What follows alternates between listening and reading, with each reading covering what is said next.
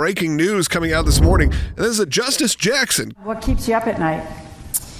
I would say the state of our democracy. I would say that I am really very interested in getting people to focus and to invest and to pay attention to what is happening in our country and in our government. What keeps you up at night? The state of our democracy. Everyone cheers. Of course, this is not the usual rhetoric we've heard. Also, we're getting an insight of how she views her job as a Supreme Court justice. And I think we should play this from Justice Jackson. This is just from about 4 days ago. What I feel that I've been privileged to do is use the writings that I do, the work that I do, to explain my views about the way our government does and should work, the way the court does and should work. That is actually not really the job of this. These aren't op-eds that she's writing when she writes a dissent that are going to the Washington Post. These are a part of the record of the court. It is not the job of the judicial branch to tell the government how it should run. And so where I think that it'd be okay is if she went to that statement and jumped right to the part about courts. There's certainly a lot of cases that get to the Supreme Court about whether or not the courts made the right decision and whether or not even a court may have violated your constitutional rights by issuing this kind of jury instruction or by how long the case took or the issues like that. Fine. That's when to weigh in on the court system. Stay in the lane of the separation of powers, because the reason why this keeping her up at night is the state of our democracy. So long as we have a court system that is a check, and that the check works without any kind of enforcement measure other than a court decision. So it doesn't take police force, it doesn't take a military. Then we have a system of law that we respect. And I think that actually the bigger concern there is not what's happening when a case makes its way all the way to the U.S. Supreme Court. I don't think anyone disputes that, like the decision or not.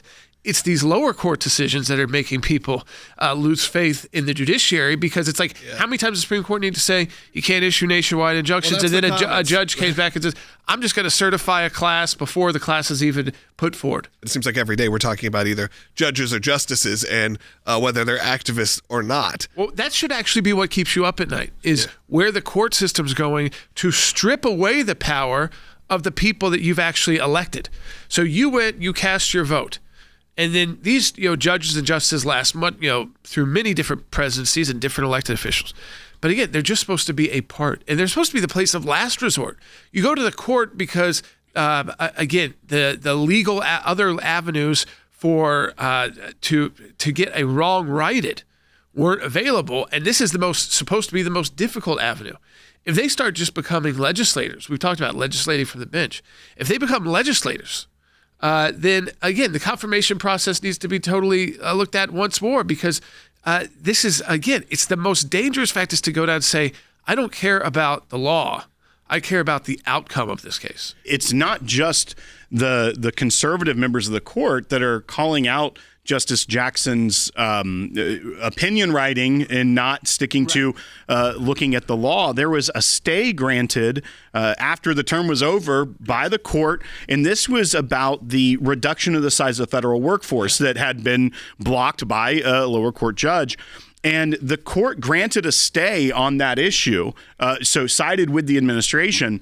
And Justice Jackson felt the need to dissent from the grant of stay. But because of her dissent, which was about, reckless executive power by the president, right, Justice Sotomayor wrote a concurrence, just about a paragraph, agreeing with the court granting the stay. And here's what she wrote. Had to call out one of her colleagues on the same ideological spectrum as her, and says, I agree with Justice Jackson that the president cannot restructure federal agencies in a manner inconsistent with congressional mandates. Here, however, the relevant executive order directs the agencies to plan reorganizations and reductions in force, quote, consistent with applicable law, end quote.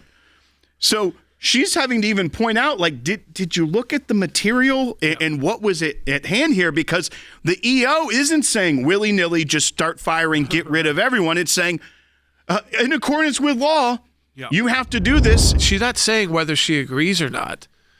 that the Trump administration should be doing this. It's because that's not her job is to say, under the law and the way we apply the laws, should this be stopped from the beginning, or should the case begin and then ultimately let this go through the judicial process? She's not coming to a conclusion on the major issue. These are supposed to be issues. Again, they're not on the merits. This is not substantive.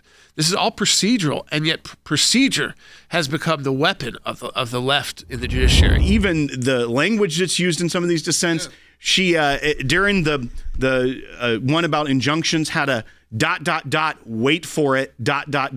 almost as if it's like a thread on X instead of a dissent. An injunction, conjunction, junction. Right. Yep. That's Schoolhouse Rock. I have a wonderful opportunity to tell people, in my opinions, how I feel about the issues. Her view is that the opinion of a justice on policy can be inferred or given through a ruling without even the need of the text of the Constitution. So it seems like it's this new development when it comes to the way that the court needs to be looking at things, is that there is a member of the court that believes the opinion of that individual on policy could be outside of what even the law or the Constitution says, not even just interpreting it in modern context. Double standard here. If you had one of the, let's say the three Trump nominees who are now Supreme Court justices, start coming out during their break from oral argument and public speaking and making political statements and saying, this is I think this is a good decision. I think it's a bad decision policy-wise. The left would be outraged. The left would be outraged.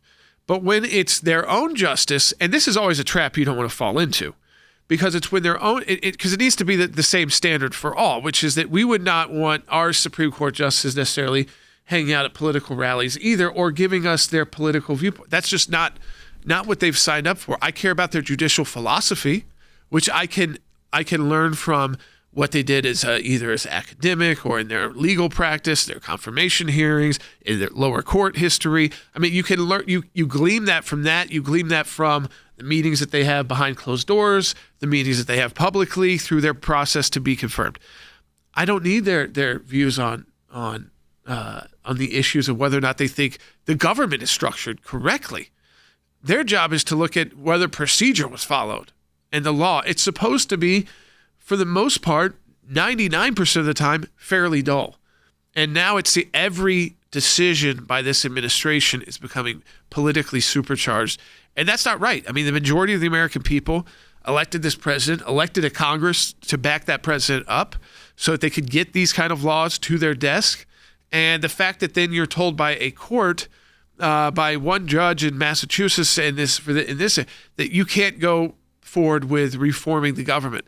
And you wonder why people get disillusioned by politics.